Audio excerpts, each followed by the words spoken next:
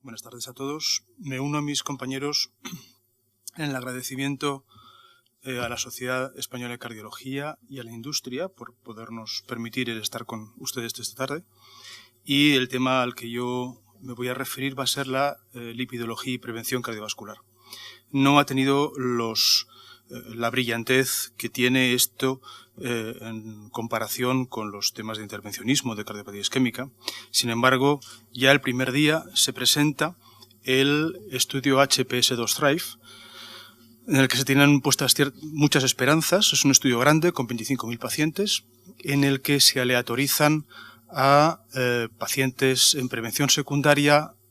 que tomaban todos simvastatina con o sin ezetimiba, a placebo o a niacina 2 gramos, con objetivos duros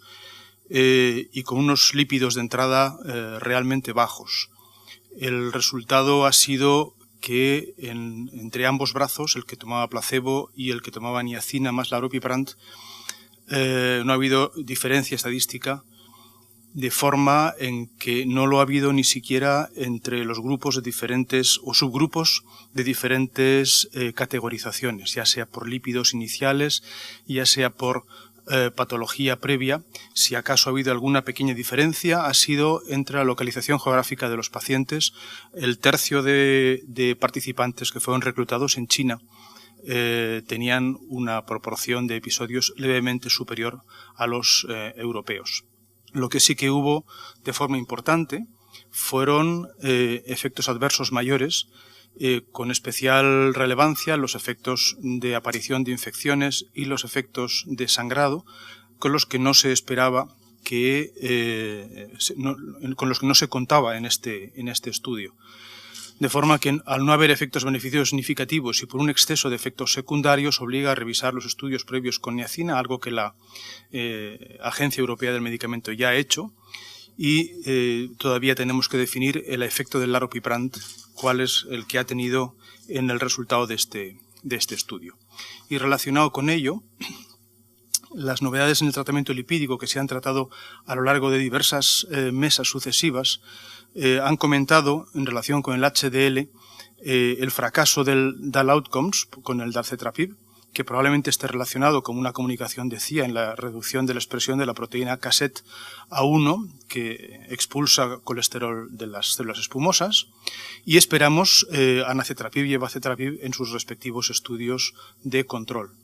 También esperamos la aparición del IMPROVE-IT, un gran estudio con estatina más ezetimiba, con 18.000 pacientes, y del que esperamos que haya datos después de que una revisión del Comité de Seguridad de marzo de este año ha arrojado datos de que no hay razón para pararlo porque no hay efectos secundarios o razones para detenerlo de forma precoz. Siguen manteniéndose estudios de control de mipomersen, la omitapida, anticuerpos anti-PCSK9, el alirocumab, y ya está inclusive comercializado el icosapentiletilo, que es un etiléster del ácido icosapentanoico, que como todos conocen es un omega 3 de los que habitualmente están frecuentemente en vegetales. También los tratamientos para la obesidad han recibido una revisión, de forma especial los estudios con locaserina, fentermina, topiramida y sobre todo la cirugía bariátrica, que parece permitir el remodelado de las HDL, aunque tenga poco efecto sobre la concentración y el tamaño de LDL. Y en relación con el tratamiento, ha sorprendido el buen desarrollo y el buen control de un estudio hecho en España, el PREDIMET, que enfrenta dieta mediterránea frente a una dieta pobre en grasas, con 2 estudios en 7.000 casi 500 pacientes, en los que se entrenaba a los 2 grupos, uno a tomar dieta mediterránea y el otro a tomar una dieta pobre en grasa, y los que tomaban dieta mediterránea además se les adicionaba o bien de frutos secos o bien de aceite de oliva virgen. Un seguimiento de 4,8 años, la diferencia es significativa en el sentido de que la dieta sin grasa obtiene peores outcomes que la dieta mediterránea, y esto en todos los subgrupos que se han analizado dentro de este estudio.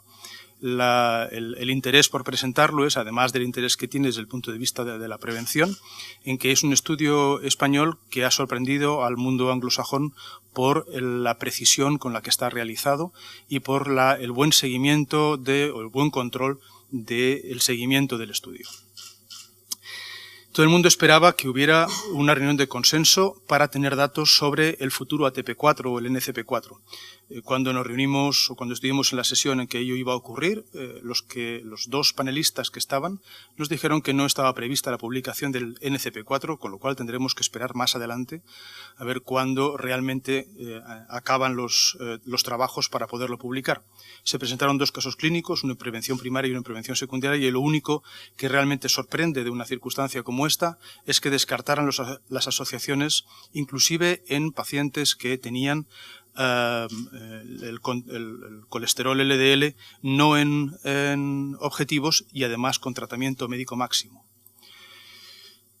Otras cosas que han sorprendido es, por ejemplo, un subanálisis del DIANA, es un estudio con diabéticos, para valorar el efecto de deterioro de las coronarias en pacientes diabéticos desde la fase de poco evolucionados. Y la sorpresa ha sido que las lesiones coronarias a inicio son las que mejor predicen las lesiones coronarias con el paso del tiempo en los diabéticos y que, sin embargo, el cambio del estilo de vida realmente no ha modificado la evolución mala que tienen este tipo de pacientes. También es interesante valorar la cistatina C como marcador de riesgo cardiovascular, que puede ser interesante a la hora de plantear el riesgo de pacientes en riesgo intermedio calculado y que lo que realmente se ha desarrollado con él es que es interesante la cistatina en aquellos pacientes que antropométricamente no parece que tengan un síndrome metabólico. Por último, una sesión dedicada al HDL y triglicéridos como factores o como marcadores de riesgo nos indicó que el HDL, después del fracaso del HPS2 Drive, realmente no ha finalizado su vida, es un problema más, pero seguimos en las circunstancias de necesitar estudiarlo, porque el HDL no es el HDL colesterol, es otra cosa más compleja, y porque la concentración de HDL que podemos medir habitualmente no es un predictor de funcionalidad,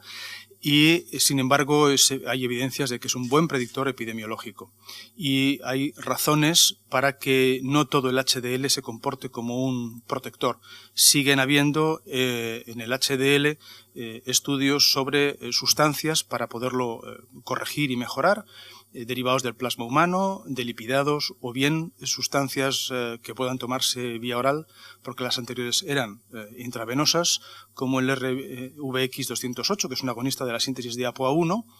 o como los derivados de la niacina. Sin embargo,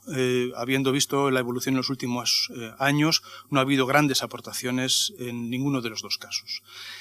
Por último, para acabar, los riesgos y ventajas de los triglicéridos como marcador o como factor de riesgo cardiovascular. En ello realmente la discusión estuvo en que, pese a que hay razones para plantearse la toxicidad de los remanentes de las lipoproteínas cargadas de triglicéridos, no hay ningún estudio razonable que deduzca que los triglicéridos, la modificación de los triglicéridos sean algo más que un marcador. La corrección estadística que se hace en muchos estudios no tiene en cuenta el metabolismo y, por lo tanto, no pueden ser todavía utilizados más que como un marcador de riesgo cardiovascular. Y esto es todo. Doy paso al siguiente comunicante.